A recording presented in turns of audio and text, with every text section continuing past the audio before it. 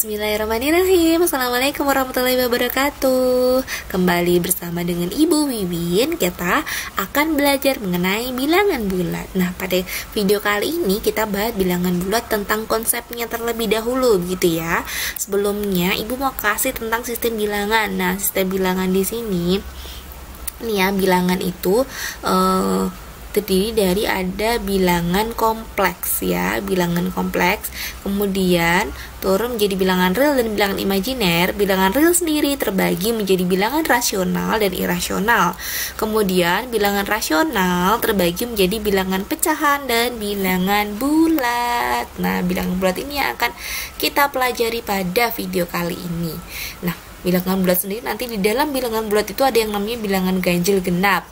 Juga ada bilangan cacah, bilangan negatif. Nah, video sebelumnya Ibu sudah bahas tentang bilangan cacah ya, yaitu terdiri dari bilangan 0 dan bilangan asli. Sedangkan bilangan asli terdiri dari bilangan 1 atau angka 1 itu sendiri, bilangan prima dan bilangan komposit. Oke, sebelum kita ke bilangan bulat, Ibu ingatkan lagi tentang bilangan cacah ya. Bilangan cacah adalah gabungan bilangan asli, yaitu bilangan yang terdiri dari angka 1, 2, 3, 4, 5 dan seterusnya, dan bilangan 0 ya, simbolnya adalah C. Nah, di dalam bilangan cacah tadi ada bilangan 0 dan bilangan asli. Pada bilangan asli itu terbagi ada yang namanya bilangan 1, bilangan prima dan komposit. Bilangan 1 tentu saja angka 1 itu sendiri. Bilangan prima bilangan yang hanya dapat dibagi angka 1 dan dirinya sendiri. Contohnya di sini Ibu punya bilangan prima itu 2. Jadi 2 itu punya faktor atau bisa dibagi angka 1 dan juga angka 2. Begitu juga dengan bilangan 3, hanya bisa dibagi angka 1 dan juga angka 3. Dan seterusnya sampai terhingga banyak sekali ya dengan bilangan prima. Ini ada beberapa contoh. Kemudian bilangan komposit berarti selain bilangan prima itu, yaitu bilangan yang punya faktor lebih dari 2. Jadi faktornya bisa ada 3, ada 4 dan seterusnya. Perhatikan misalnya bilangan 4 itu punya faktornya berapa saja? 1. Kemudian bisa dibagi 2, bisa dibagi 4. Punya 3 faktor. Nah, dan seterusnya. Jadi faktornya bukan cuma 2 buah faktor ya. Nah, ini tentang bilangan bulat. Kemudian bilangan bulat negatif, yaitu bilangan bulat yang didapatkan dari bilangan asli dengan tanda negatif sebelumnya. Nah, jadi sebenarnya bilangan bulat itu sendiri nih ya, dia adalah gabungan bilangan bulat negatif dan bilangan cacah. Nah, bilangan cacah mulai dari 0, bulat negatif itu berarti bilangan asli yang tadi ada simbolnya negatif. Sebenarnya bilangan asli itu adalah bilangan bulat positif di sini ya. Dia ada angka positifnya, tetapi menurut di sini angka tanda positifnya tidak perlu dituliskan untuk bilangan yang memiliki tanda positif, hanya negatif saja yang perlu dituliskan.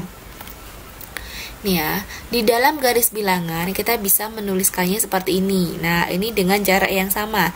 Di tengah itu ada angka 0. Kemudian di sebelah kanan ada bilangan himpunan bilangan bulat positif, yaitu bilangan asli ya. Jadi bilangan asli itu bisa disebut sebagai bilangan bulat positif. Ada 1, 2, 3, 4, 5, 6 dan seterusnya. Kemudian di sebelah kiri 0 ini ada bilangan bulat negatif ya. Ada negatif 1, negatif 2, negatif 3, negatif 4 dan seterusnya. Perhatikan dalam membuat garis bilangan itu adalah jaraknya sama. Tidak harus 0 itu di tengah-tengah. Bisa saja garis bilangan yang kita buat 0 ini di sebelah sini ya, tergantung dari kebutuhannya. Kemudian dalam garis bilangan ada tanda panah ke kanan dan tanda panah ke kiri. Artinya ini sebelah kanan dan sebelah kiri itu masih terdapat barisan bilangan yang lainnya lagi yang masih belum terhingga begitu ya. Di sini masih ada barisan lagi yang tidak bisa dituliskan. Artinya dapat tanda panah kanan dan juga ke kiri sesuai dengan kebutuhannya seperti apa. Tuh ya. Kemudian, nah, di dalam bilangan bulat sendiri itu terdapat bilangan ganjil dan juga bilangan genap. Kalau bilangan genap itu bilangan yang habis membagi bilangan 2. Sedangkan ganjil tidak habis. Perhatikan, misalnya ini ya, Ibu ambil angka negatif 8 dibagi 2 akan menghasilkan negatif 4, tidak punya sisa, jadi habis. Kemudian 6 kita bagi dengan 2 itu adalah 3, tidak bersisa. Sedangkan bilangan ganjil pasti punya sisa. Misalnya negatif 7 dibagi 2, itu kita mendapatkan negatif 3 dan masih mensisakan negatif 1. Tuh ya. Artinya apa? Artinya negatif 7 itu didapat dari 2 dikali 3, negatif 3 ditambah negatif 1. Nih ya. Atau ini. Nah, kemudian ini 3 juga, 3 dibagi 2 itu dapat 1. Kemudian ditambah dia masih sisanya 1, jadi punya sisa gitu ya. Oke, selanjutnya kita ke relasi bilangan bulat. Terdapat 2 relasi bilangan bulat, bisa relasi sama dengan, bisa relasi urutan. Nah, perhatikan, kalau seperti ini ya, seperti mulut ya, mulut dibuka, yang sebelah kiri mulutnya dibuka ke kiri, ini namanya lebih dari ya. Jadi ini lebih dari. Sedangkan jika mulutnya dibuka ke kanan, berarti ini tandanya kurang dari ya. Tandanya kurang. Oke. Ya, kurang gitu. Nah, dalam sifat bilangan bulat relasi sama dengan terdapat 3 sifat. Sifat pertama adalah refleksif ya, artinya dia bilangan bulat A itu selalu berlaku A sama dengan A. Jadi 3 sama dengan 3, negatif 5 sama dengan negatif 5, bilangan yang sama akan sama dengan bilangan itu sendiri. Kemudian simetris, artinya jika ada bilangan A sama dengan B, berlaku jika B sama dengan A. Misalnya contohnya adalah Ibu punya 8 itu sama dengan 3 ditambah 5, maka 3 ditambah 5 juga sama dengan 8. Jadi dibalik sama. Kalau 8 sama dengan, kalau A sama dengan B, maka B sama dengan A. Kemudian transitif, ini jika ada bilangan bulat A, B, C berlaku ini ya, A sama dengan B dan B sama dengan C, maka A sama dengan C. Perhatikan, 9 sama dengan 3 ditambah 6 dan 3 ditambah 6 sama dengan 4 ditambah 5. Ini ya, karena ini tadi sama, jadi bisa disimpulkan bahwa 9 sama dengan 4 ditambah 5. Nah, sifat urutan atau lebih dari atau kurang dari tadi itu tidak berlaku sifat refleksif maupun simetris. Refleksif itu kan sama ya, dia kurang dari A tidak kurang dari A atau B tidak kurang dari B karena dia sifatnya sama. Kemudian kalau simetris itu kan dia sifatnya adalah jika A kurang dari B maka B kurang dari A. Nah, itu tidak benar ya. Jadi refleksif sama simetris tidak berlaku dalam relasi urutan, hanya berlaku sifat transitif, yaitu jika A kurang dari B dan B kurang dari A, maka ini ya, ini sama-sama punya B, jadi B itu ada di tengah-tengah A dan C, maka A kurang dari C. Begitu juga dengan jika A lebih besar dari B, B lebih besar dari C, maka bisa disimpulkan A lebih besar dari C. Nah, sekarang kita ada Bunda akan berikan definisi ya di sini. Jika A dan B adalah bilangan bulat yang berlainan, nah kita akan sifat urutan tadi itu seperti apa? Jika A terletak di sebelah kanan B, maka dikatakan A lebih besar dari B. Jika A terletak di sebelah kiri B, A kurang dari B ya. Perhatikan di sini. A karena letaknya di sebelah kanan.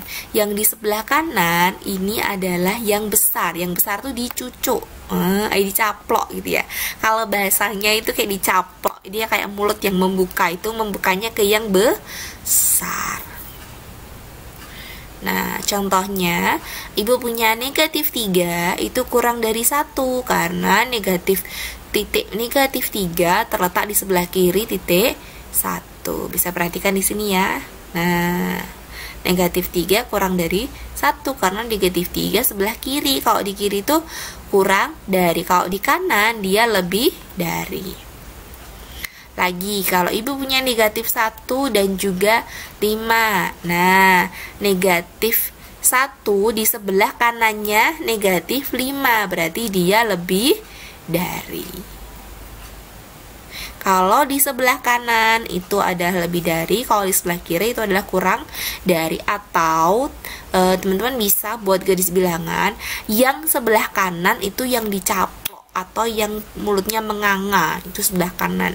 Misalnya saya punya negatif 7 dan juga 6. Nah, 6 kan di sini dia 6. Negatif 7 nanti dia akan ada di sini negatif 7. Nah, perhatikan mana yang di sebelah kanan. Sebelah kanan adalah angka 6, maka 6-nya yang dicaplok seperti ini ya. Lagi, misalnya ibu punya negatif 4 dengan negatif 7. Nah, negatif 4 kan di sini, nih.